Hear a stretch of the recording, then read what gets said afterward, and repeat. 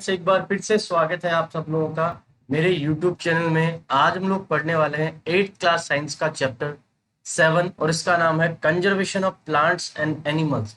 इस चैप्टर में हम लोग ये पढ़ने वाले हैं कि प्लांट्स और एनिमल्स जो हैं उनका हमारे जीवन में कितना महत्वपूर्ण रोल है और हमें इन्हें क्यों कंजर्व करना चाहिए। कंजर्व का मतलब है इनका संरक्षण करना, इनको बचाए रखना। ये चैप्टर बहुत ही शानदार होने वाला है। इसमें बहुत सारी नई इंफॉर्मेशन आपके सामने आने वाली है, तो इसको कहीं पे भी स्किप मत करना और मिस मत करना। और करते हैं इस शानदार वीडियो की शानदार शुरुआत। हमने देखा 7th क्लास में पहेली और बुजो जो है वो फॉरेस्ट में विजिट करने के लिए गए थे और प्रोफेसर अहमद और टीबू उनके साथ में थे। वो बहुत ही उत्सुक थे अपने एक्सपीरियंस से जो है वो अपने क्लासमेट्स के साथ में शेयर करने के लिए, और क्लास के जो दूसरे बच्चे थे वो भी बहुत उत्सुक थे इस प्रकार के एक्सपीरियंस को जानने के लिए और शेयर करने के लिए जो उन्होंने भरतपुर सेंचुरी में घूम के प्राप्त किए थे। उसी के साथ साथ में कुछ बच्चे ऐसे थे जिन्होंने काजीरंगा नेशनल पार्क, लोकाचाऊ wildlife sanctuary, great Nicobar biosphere reserve और टाइगर रिजर्व के बारे में भी सुना था। डिफोरेस्टेशन एंड इट्स कोजेज, यहाँ पे पढ़ेंगे डिफोरेस्टेशन क्या है और ये कैसे होता है, इसके क्या कारण है। हमारी पृथ्वी पे बहुत ही प्रकार के प्लांट्स और एनिमल्स जो है वो सरवाइव करते हैं और ह्यूमन काइंड के सर्वाइवल के लिए इन सब प्लांट्स और एनिमल्स की बहुत बड़ी आवश्यकता है। आज के समय की अगर मैं बात करूं तो आज के समय में इनको बहुत बड़ा खतरा है और सबसे बड़ा जो इनके लिए खतरा है वो है डिफोरेस्टेशन। अब डिफोरेस्टेशन का मतलब यहाँ पे है फॉरेस्ट को क्लियर करना, साफ कर देना, और वो जो जगह है, वो जो जमीन है, उसे दूसरे काम के लिए इस्तेमाल करने का प्रयास करना। इसके लिए जंगलों के अंदर जो पेड़ है उन्हें काट दिया जाता है और उनके बहुत सारे कारण हो सकते हैं। पहला कारण हो सकता है कि कल्टीवेशन के लिए लैंड को तैयार करना।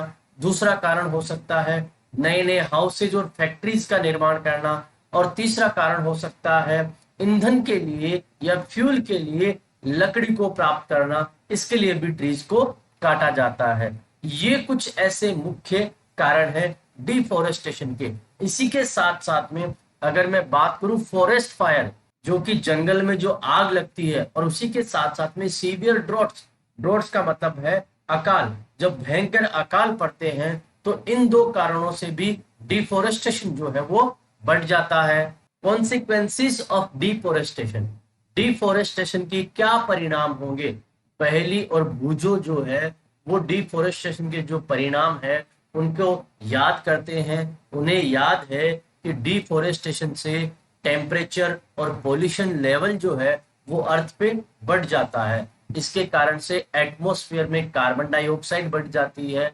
हमारा जो ग्राउंड वाटर लेवल है वो नीचे चला जाता है, और जब वो नीचे चला जाता है तो डिफोरेस्टेशन के कारण से नेचर में जो बैलेंस है वो गड़बड़ा जाता है।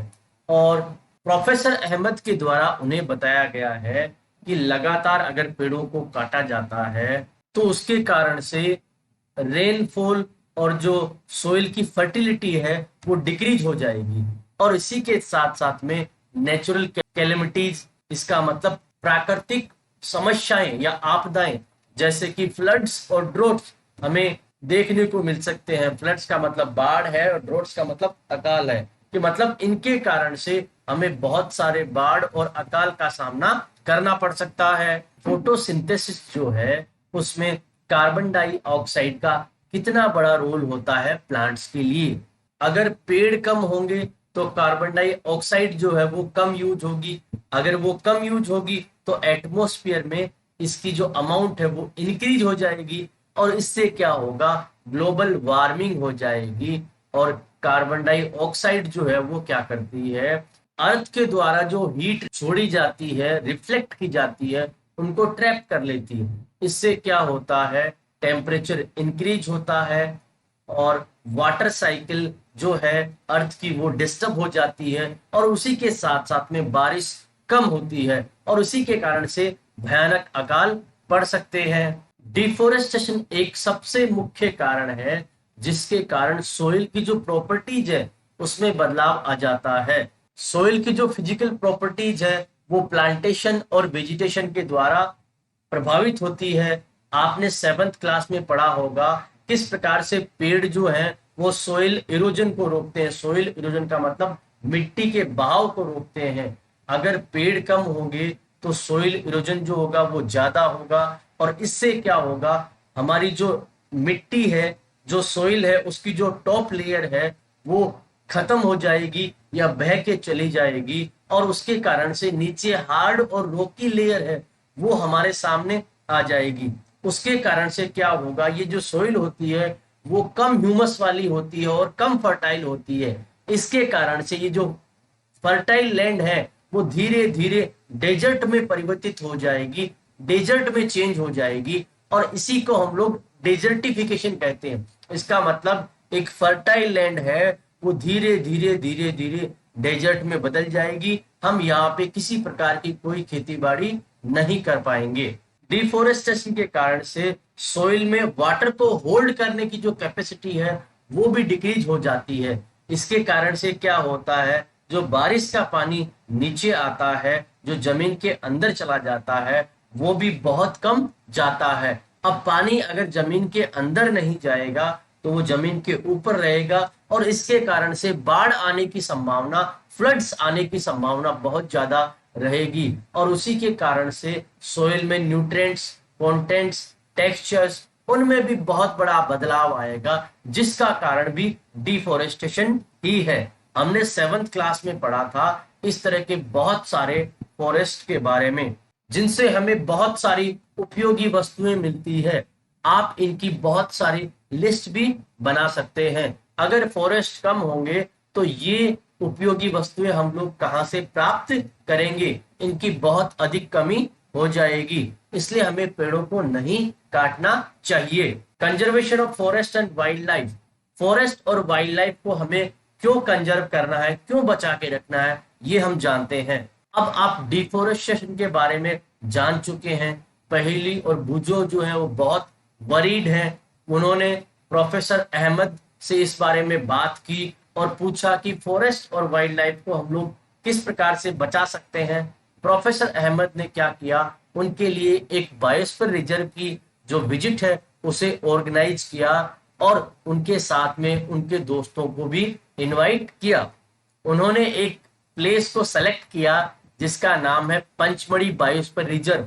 वहां पे वो लोग जाते हैं जहां पे कई प्रकार के प्लांट्स और एनिमल्स है वो पाए जाते हैं, जो कि लगभग हिमालयन पीक्स और लो वेस्टर्न घाट्स में पाए जाते हैं, उनसे मिलते जुलते हैं।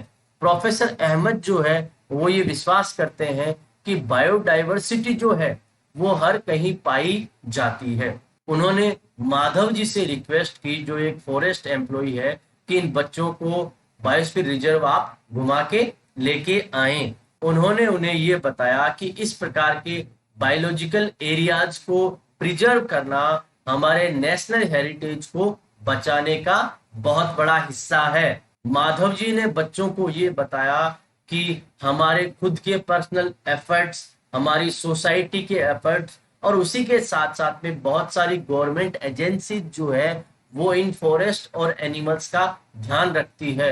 गवर्नमेंट ने बहुत सारे नियम, कायदे, कानून और पॉलिसीज भी बनाई है ताकि इन्हें प्रोटेक्ट और कंजर्व किया जा सके। Wild life sanctuaries, national parks, biosphere reserves और भी बहुत सारे ऐसे प्लेसेज हैं जहां पे इन्हें प्रोटेक्ट और कंजर्व किया जा सकता है। इनके द्वारा एक विशेष जगह पे पाए जाने वाले प्लांट्स और एनिमल्स को हम लोग बचा सकते हैं। हमारी फ्लोरा और फोना और उनके हैबिटेट को बचाने के लिए ये wild life sanctuaries, national parks और बायोस्फीयर रिजर्व है, इनकी स्थापना की गई है। मैं आपको बताना चाहूंगा, फ्लोरा और फोना का मतलब है, फ्लोरा का मतलब होता है प्लांट्स और फोना का मतलब होता है एनिमल्स, जो कि एक विशेष जगह पे पाए जाते हैं।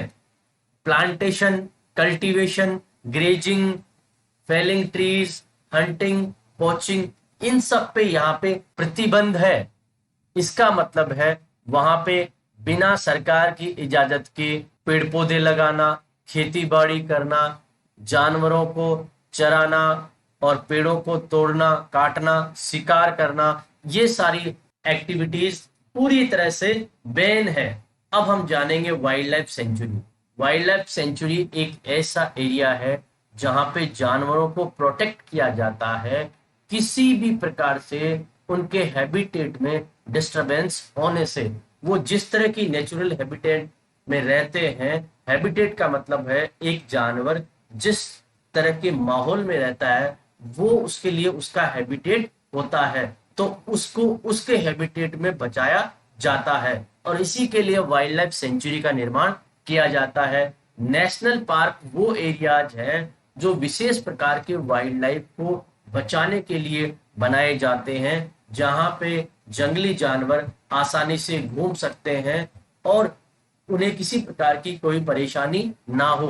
बायोस्फीयर रिजर्व्स वो बड़े बड़े एरियाज हैं जहां पे अलग अलग प्रकार के वाइल्ड लाइफ, प्लांट्स और एनिमल्स जो हैं उन्हें बचाने का प्रयास किया जाता है और इनके आसपास में ट्राइबल पीपल रहते हैं।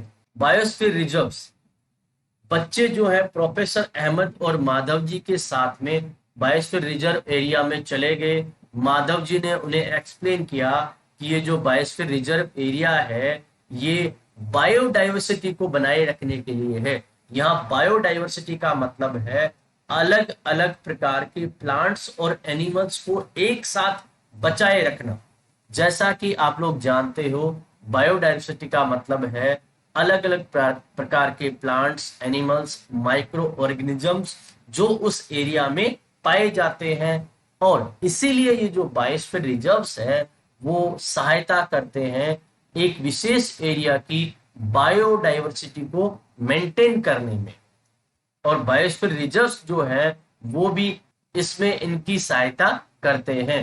पंचमढ़ी बायोस्फीयर रिजर्व में एक नेशनल पार्क जिसका नाम सतपुड़ा है और दो वाइल्ड लाइफ सेंचुरीज जिनका नाम बोरी और पंचमढ़ी है वो भी इसमें पाए जाते हैं। फ्लोरा एंड फोना, जैसा कि मैं आपको पहले ही बता चुका हूँ, फ्लोरा का मतलब होता है पेड़ पौधे और फोना का मतलब होता है एनिमल्स। जैसे जैसे बच्चे आगे बढ़ते हैं और उन्हें वहां की जो हरियाली है वो बहुत अच्छी लगती है, वो उसको देख के बहुत प्रशंसा करते हैं और अत्यधिक खुश होते हैं। उन्हें बड़े बड़े टीक के जो पेड़ हैं और उनके अंदर रहने वाले जो जानवर हैं वो बहुत अच्छे लगते हैं। अचानक पहेली एक रैबिट को देखती है और उसे पकड़ना चाहती है और उसके पीछे दौड़ती है।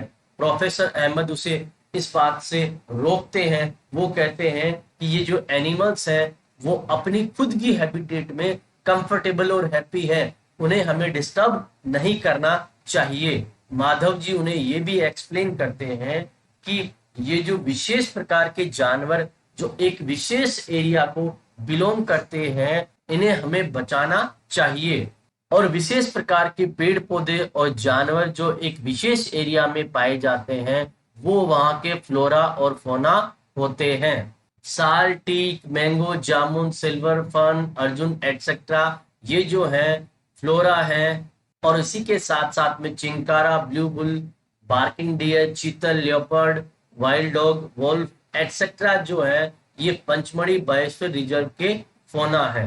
एंडेमिक स्पीसीज, एंडेमिक स्पीसीज क्या होती है चलिए इसके बारे में जानते हैं। बच्चे धीरे धीरे जंगल के अंदर चले जाते हैं। वो बहुत ही आश्चर्यचकित है एक बहुत बड़ी गिलहरी देखने के बावजूद। ये जो गिलहरी है ये बहुत बड़ी एक पूंछ रखती है और इसकी पूंछ काफी फ्लफी है, तो ये बच्चे इसके बारे में जानने को उत्सुक थे। माधव जी ने बताया कि ये एक विशेष गिलहरी है जिसे जाइंट स्क्वेरल कहा जाता है और ये इस एरिया की एंडेमिक है। एंडेमिक स्पीसीज का मतलब होता है ऐसे प्लांट्स और एनिमल्स जो एक विशेष एरिया में ही पाए जाते हैं, उसके अलावा अन्य एरियाज में वो नहीं पाए जाते हैं। वो नेचुरल रूप से एक विशेष एरिया में ही आपको देखने को मिलेंगे, उसके अलावा अन्य स्थानों पे आपको नहीं देखने को मिलेंगे। एक विशेष प्रकार का जानवर या पेड़ पौधा जो है वो एक एरिया के लिए एंडेमिक हो सकता है या एक स्टेट या कंट्री के लिए भी एंडेमिक हो सकता है। माधव जी ने उन्हें साल, वाइल्ड मैंगो इनके दो उदाहरण दिए जो यहाँ की एंडेमिक फ्लोरा है जो कि पंचमढ़ी बायोस्फीयर रिजर्व में है, और उसी के साथ साथ में बिसन और इंडियन जाइंट स्क्वेरल और फ्लाइंग स्क्वेरल जो है वो यहाँ की एंडेमिक फोना है। प्रोफेसर अहमद जो है उन्हें बताते हैं कि अगर इनके हैबिटेट को डिस्ट्रक्ट किया गया तो इनकी पॉपुलेशन कम हो जाएगी, और नई स्पीसीज जो यहाँ आती है इनके कारण से इनकी नेचुरल हैबिटेट जो है वो भी प्रभावित होती है, और ये एंडेमिक स्पीसीज जो है वो खतरे में आ सकती है, इनका अस्तित्व खतरे में आ सकता है। वाइल्ड लाइफ सेंचुरी, जल्द ही पहली जो है वो एक बोर्ड देखती है, उस पे पंचमढ़ी वाइल्ड लाइफ सेंचुरी लिखा हुआ है। प्रोफेसर अहमद कहते हैं यहाँ पे किलिंग या पोचिंग या जानवरों को पकड़ना जो है वो पूरी तरह से मना है, और अगर कोई ऐसा करता है तो उसे कानून के द्वारा पनिशमेंट दिया जाएगा। वाइल्ड लाइफ सेंचुरी भी रिजर्व फॉरेस्ट की तरह है जो प्रोटेक्शन देते हैं एनिमल्स को। इसी के साथ साथ में यहाँ लोग जानवरों को चराना और मेडिसिनल प्लांट्स को इकट्ठा करना, फायरवुड लेके जाना, ये काम भी नहीं कर सकते हैं। ये एक बहुत बड़ी दया का विषय है कि यहाँ पे जो जानवर हैं और जंगल है वो सुरक्षित नहीं है। आसपास के जो लोग हैं वो धीरे धीरे इन पे कब्जा करते जा रहे हैं और उनका नुकसान करते जा रहे हैं। बच्चों को यहाँ जू विजिट करवाया जाता है और इन्हें जू में बहुत सारे जानवर देखने को मिलते हैं। उनमें से कई ऐसे जानवर हैं जो थ्रेटेंड हैं, जो कि खतरे में हैं, जैसे कि black buck, white eyed buck, elephant, golden cat, pink headed duck, घड़ियाल, मार्स क्रोकोडाइल, पाइथन, राइनोसोरस, ये सारे हैं यहाँ पे प्रोटेक्ट किए जाते हैं और वाइल्ड लाइफ सेंचुरी में इन्हें बचाया जाता है। इंडियन सेंचुरी जो है उनकी लैंडस्केप बहुत ही यूनिक है, उनमें बहुत बड़े बड़े जंगल हैं, माउंटेन फॉरेस्ट है और बहुत ज्यादा झाड़ियां और डेल्टाज हैं जो कि बड़ी बड़ी नदियों के किनारे पे हैं। नेशनल पार्क, रोड साइड पे एक और बोर्ड लगा हुआ है जहां लिखा हुआ है सतपुड़ा नेशनल पार्क। बच्चे यहाँ जाने के लिए उत्सुक थे। माधव जी उन्हें बताते हैं कि ये रिजर्व है, ये काफी बड़ा है और यहाँ पे भी कई प्रकार के जानवर देखने को मिलेंगे और कई प्रकार के इकोसिस्टम हम लोग यहाँ पे देखेंगे। इसमें फ्लोरा, फोना, लैंडस्केप और हिस्टोरिक ऑब्जेक्ट जो है वो हमें देखने को मिलेंगे। सतपुड़ा नेशनल पार्क है वो इंडिया का पहला रिजर्व फॉरेस्ट है। यहाँ पे अच्छी क्वालिटी की टीक जो है वो हमें मिलती है और इसी के साथ साथ में इंडिया में लगभग 100 से ज्यादा नेशनल पार्क्स हैं। सतपुड़ा नेशनल पार्क में रॉक शेल्टर्स है वो भी पाए जाते हैं।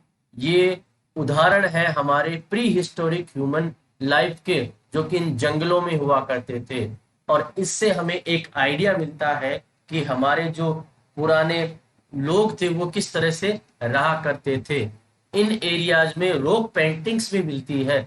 लगभग 55 रॉक शेल्टर्स है वो पंचमढ़ी बायोस्फीयर रिजर्व में देखने को मिलते हैं। Animals, man fighting, hunting, dancing और म्यूजिकल इंस्ट्रूमेंट को प्लेइंग करते हुए यहाँ पे इन पेंटिंग में दिखाई देते हैं। और बहुत सारी आदिवासी जातियां जिन्हें ट्राइबल्स कहा जाता है वो इस एरिया में रहते हैं।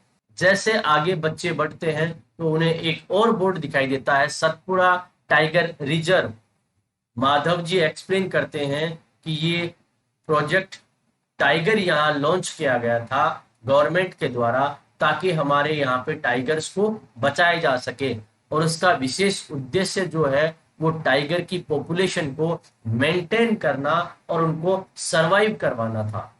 टाइगर जो है वो एक ऐसी स्पीशीज है जो धीरे धीरे हमारे जंगलों से गायब होती जा रही है, लेकिन सतपुड़ा टाइगर रिजर्व जो है इस मामले में यूनिक है और यहाँ पे टाइगर्स की पॉपुलेशन जो है वो बढ़ रही है। एक बार की बात है, यहाँ पे लोयंस, एलिफेंट्स, बफेलोज, बारहसिंगा जो है वो आसानी से पाए जाते हैं। एनिमल्स जिनका नंबर्स यहाँ पे धीरे धीरे कम हो रहा है वो खतरे की तरफ जा रहे हैं, वो इंडेंजर्ड एनिमल्स हैं। बूझों को डायनासोर के बारे में बताया जाता है जो बहुत पहले होता था। जब भी इनके नेचुरल हैबिटेट में कोई भी डिस्टरबेंस आता है तो इनका अस्तित्व खतरे में पड़ जाता है। प्रोफेसर अहमद उन्हें कहते हैं कि प्लांट्स और एनिमल्स को बचाने के लिए बहुत सारे स्ट्रिक्ट रूल्स यहाँ बनाए गए हैं जिन्हें नेशनल पार्क में फॉलो करना पड़ता है। ह्यूमन एक्टिविटीज जैसे कि ग्रेजिंग, पोचिंग, हंटिंग, एनिमल्स को कैप्चर करना या फायरवुड को कलेक्ट करना, मेडिसिनल प्लांट्स को तोड़ना, यहाँ पे इन सब चीजों की अनुमति नहीं है। माधव जी पहेली को बताते हैं कि कुछ एनिमल्स हैं जो यहाँ पे बहुत अधिक खतरे में हैं। कई बार हम लोग स्नेक्स, फ्रॉग, लिजर्ड्स, बैट्स और ऑल्स को बिना किसी कारण के मार देते हैं। हम ये भी नहीं समझते हैं कि उनका हमारे इकोसिस्टम में क्या रोल है। उनको मारने के कारण से हम खुद का नुकसान कर रहे हैं। हालांकि वो साइज में बहुत छोटे हैं, लेकिन इकोसिस्टम में उनके रोल को हम लोग इग्नोर नहीं कर सकते। वो हमारी जो फूड चेन है और फूड वेब है, जो कि आपने 7th क्लास में पढ़ी है, उसमें अपना एक बहुत इंपॉर्टेंट रोल रखते हैं। हमारा जो इकोसिस्टम है वो सभी प्लांट्स, एनिमल्स और माइक्रो ऑर्गेनिजम्स जो है, जो कि एक विशेष एरिया में रहते हैं और जिनके साथ साथ में वहाँ के नॉन लिविंग कंपोनेंट्स जैसे कि क्लाइमेट, सॉइल, रिवर, डेल्टाज, इन सब को मिलाने के बाद में बनता है। अगर इन चीजों में से किसी एक का भी बैलेंस बिगड़ता है तो इस पूरे इकोसिस्टम का बैलेंस बिगड़ जाता है।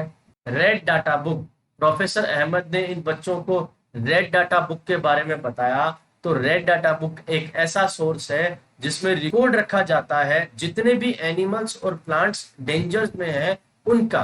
रेड डाटा बुक है जो इंटरनेशनली एक ऑर्गेनाइजेशन के द्वारा मेंटेन की जाती है।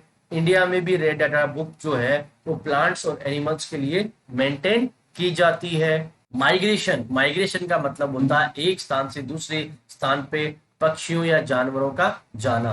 ये जो ट्रिप करने वाली एक्सकर्शन पार्टी है वो जंगल के काफी अंदर चली जाती है माधव जी की गाइडेंस में। वो तवा रिजर्वेयर जो है वहां पर थोड़ी देर बैठते हैं, कुछ देर के लिए आराम करते हैं। पहली वहां पे कुछ बर्ड्स को देखती है जो कि नदी किनारे हैं। माधव जी उन्हें बताते हैं ये माइग्रेटरी बर्ड्स हैं। ये जो है दुनिया के दूसरे हिस्सों से यहाँ आए हैं। माइग्रेटरी बर्ड्स जो होते हैं वो क्या करते हैं, हर साल एक जगह से दूसरी जगह माइग्रेट यानी चले जाते हैं। वो क्या करते हैं, उनका जो नेचुरल हैबिटेट बहुत अधिक कोल्ड और इनहॉस्पिटेबल, इसका मतलब जहां पे वो रह नहीं सके, जब ऐसा होता है तो उस जगह को छोड़ के ऐसी जगह वो चले जाते हैं जहां वो आराम से रह सकते हैं। यहाँ पे बहुत सारे बर्ड्स ऐसे हैं जो एक स्थान से दूसरी जगह आते जाते हैं और इन्हीं को माइग्रेटरी बर्ड्स कहा जाता है। ये आप 7th क्लास में भी पढ़ चुके हैं। Recycling of paper, professor Ahmad ने बच्चों का ध्यान आकर्षित किया डिफोरेस्टेशन के एक और कारण के लिए। उन्होंने बताया कि 1 टन पेपर बनाने के लिए लगभग 17 बड़े जो पेड़ हैं उन्हें काटना पड़ता है, इसलिए हमें पेपर को बचाना चाहिए। पेपर जो है उसे लगभग 7 बार रिसाइकिल किया जा सकता है, इसलिए अगर एक बच्चा रोज 1 पेज भी बचाता है तो हम बहुत सारे पेड़ों को कटने से बचा सकते हैं। हमें इन्हें बचाना, रीयूज करना और रिसाइकिल करना सीखना होगा। और इसी के साथ साथ में ना केवल हम पेड़ों को बचा पाएंगे, एनर्जी और वाटर जो कि इन्हें मैन्युफैक्चरिंग में लगता है उसे भी हम लोग बचा पाएंगे। और उसी के साथ साथ में हार्मफुल केमिकल्स जो इन्हें बनाने में काम में लिए जाते हैं उनका यूज भी कम हो जाएगा। रिफॉरेस्टेशन, प्रोफेसर अहमद जो है वो कहते हैं कि डिफॉरेस्टेशन का जवाब जो है वो हमारा है रिफॉरेस्टेशन। डिफॉरेस्टेशन का मतलब है कि पेड़ पौधों का विनाश हो जाना या खत्म हो जाना, और रिफॉरेस्टेशन का मतलब है उन्हें वापस लगाना। तो रिफॉरेस्टेशन जो है वो पुनः पेड़ पौधों को लगाना होता है। हमें ये ध्यान रखना होगा कि किस एरिया में कौन से पेड़ लगाए जा सकते हैं, वहां पे वो ही पेड़ हमें लगाने होंगे। हमें वहां दूसरे पेड़ लगाने का प्रयास नहीं करना चाहिए। रिफॉरेस्टेशन जो है वो अपने आप नेचुरली भी हो सकता है। अगर डिफोरेस्टेड एरिया को खाली छोड़ दिया जाता है, तो ये अपने आप को री एस्टेब्लिश कर लेता है। नेचुरल रिफॉरेस्टेशन में ह्यूमन बींग्स का कोई रोल नहीं होता है। हमने पहले ही हमारे फॉरेस्ट को बहुत अधिक नुकसान पहुंचा दिया है, इसलिए हमें क्या करना चाहिए, हमारे ग्रीन वेल्थ जो है फ्यूचर जनरेशंस के लिए उसे बचा के रखना होगा और अधिकतम पेड़ लगाने होंगे। प्रोफेसर अहमद उन्हें बताते हैं, हमारे इंडिया में फॉरेस्ट कंजर्वेशन एक्ट बना हुआ है। ये एक्ट इसलिए है ताकि हम लोग नेचुरल फॉरेस्ट और उनकी बेसिक नीड्स को प्रिजर्व कर सकें। कुछ समय बाद में माधव जी जो है वापस चलते हुए बच्चों से कहते हैं कि हमें सनसेट होने से पहले पहले इन जंगलों से वापस आ जाना चाहिए। वापस आते हुए माधव जी उन्हें बहुत सारी एक्साइटिंग एक्सपीरियंसेस करवाते हैं। अब हम जानेंगे इस चैप्टर में हम लोगों ने क्या पढ़ा है। हमने जाना है wild life sanctuary, national park और बायोस्फीयर रिजर्व्स जो है वो उन स्थानों के नाम है जो फॉरेस्ट और वाइल्ड एनिमल्स को कंजर्व और प्रिजर्व करने का काम करते हैं। बायोडाइवर्सिटी का मतलब होता है एक स्पेसिफिक एरिया में किस किस प्रकार के लिविंग ऑर्गेनिजम्स रहते हैं।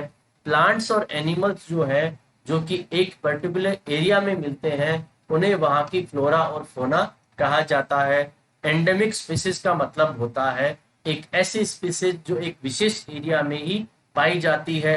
और एंडेंजर्ड स्पीसीज का मतलब होता है ऐसी स्पीसीज या ऐसी प्रजातियां जो खतरे में हो, जो लगभग खत्म होने वाली हो। रेड डाटा बुक है वो क्या करती है, इसी प्रकार की खतरे में आने वाली स्पीसीज का रिकॉर्ड रखती है। माइग्रेशन एक ऐसा तरीका है जिसमें विशेष प्रकार के जो पक्षी हैं या जानवर हैं या स्पीसीज हैं वो एक स्थान से दूसरे स्थान पे मूव करते हैं एक विशेष समय के लिए, ताकि उन्हें ब्रीडिंग में किसी प्रकार की कोई परेशानी ना हो। हमें पेपर को सेव, रीयूज और रिसाइकल करना सीखना चाहिए ताकि हम पेड़ों को, एनर्जी को और वाटर को बचा सकें। रिफॉरेस्टेशन का मतलब है एक विशेष एरिया में वहां पे उगने वाले पेड़ों को दोबारा लगा देना।